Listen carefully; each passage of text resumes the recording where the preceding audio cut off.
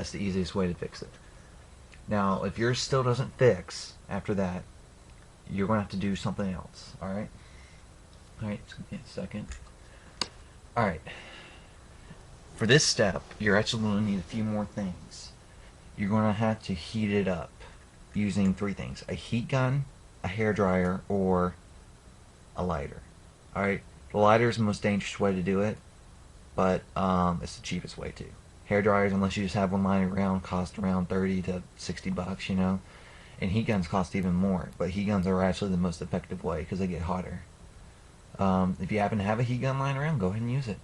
This is your last resort way, to be honest, unless you know what you're doing or you're very careful. Alright?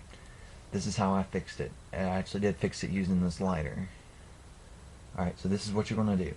We're going to focus on the GPU chip. The first thing you're going to do is you're going to turn your motherboard completely upside down and hold it. Alright? Then you're going to take your lighter, alright, and underneath the GPU, you're going to hold, you're going to take the flame. When you turn it on, you're only going to hold it about that far, right here. It actually gets pretty hot. About an inch to an inch and a half away. Do not, I repeat, do not touch the flame on the actual board. You will burn it. Alright?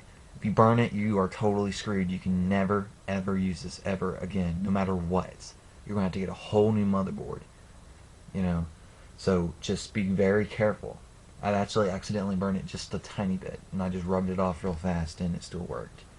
Like I said, this is a very dangerous way to do it, but if you want to do it, that's fine. I'm not saying you have to. Basically, what you're going to do is you're going to turn on the lighter. I'm going to start on the bottom, and you hold it straight up with the lighter, hold it about an inch, and you're going to run across like that. I'm not actually going to do it because I've already fixed it. I don't want to make it worse. You're going to run across with the lighter about this far away, just an inch away, run up and down, side to side, up and down, side to side, and do this for about 30 seconds. Alright, make sure you keep moving. Do not hold it in one spot. You will burn it, even though you're not touching it. Just keep moving it. Once you've done that side, flip it over, and do the GPU chip. Across, side to side, across, side to side. Do this for about another 30 seconds. Now, when you're done, place it back down, grab the heatsink, make sure you have it next to you because you want to do this as soon as you can. Put the heatsink back on.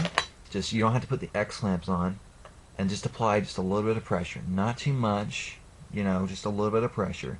What this does, it reheats the parts and resolders them back onto the GPU board. Onto the motherboard, I'm sorry.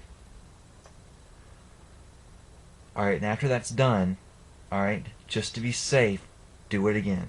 The first time I did this, it didn't work. So, just to be safe, your problem could be actually pretty bad. It doesn't really hurt it, so just keep running, do it again. This thing's going to get very hot.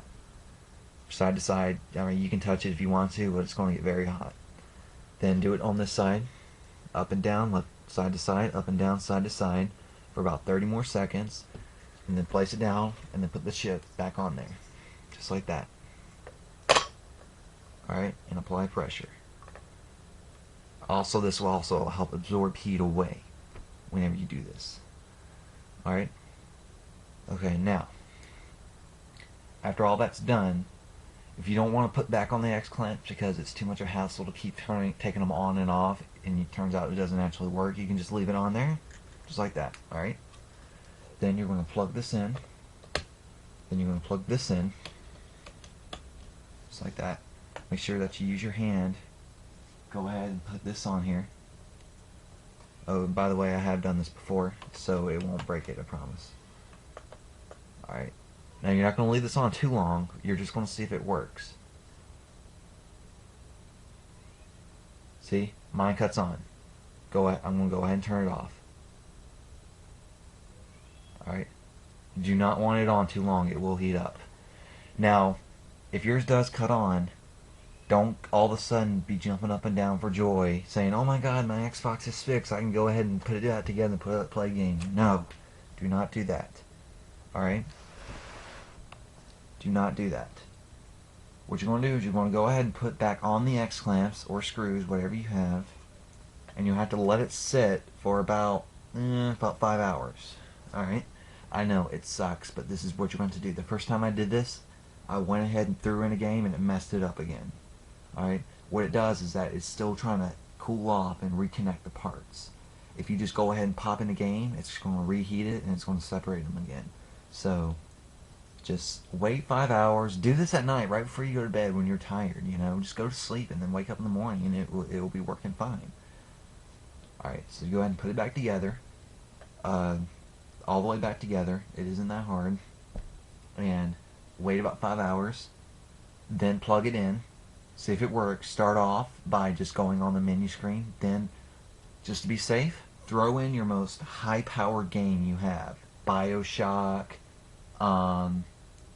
Some games that actually use a lot of graphic, processing power. BioShock is one of them. It's one of the best-looking games out there. Condemned is also a good-looking one. If you throw in something like Halo or Guitar Hero or some Dragon Ball Z game or Viva Pinata, it doesn't really use all the raw power. Use something that's really going to tough, or use your best looking game that you have. And if you don't have one, download one. You can download the demos to a lot of games, and they use the same amount of raw power. Just play it for a few hours. If it still works, then you fix your problem probably permanently, to be honest. If it ever happens again, just repeat these steps and you will fix your Xbox. And I hope this video has helped you. If it doesn't work, then I am sorry. This is just how I fixed it, and this is how it worked for me. Yours might actually have something different with it. And like I said, I am not held responsible for whatever happens. This is just a suggestion, and this is how it worked for me. Alright?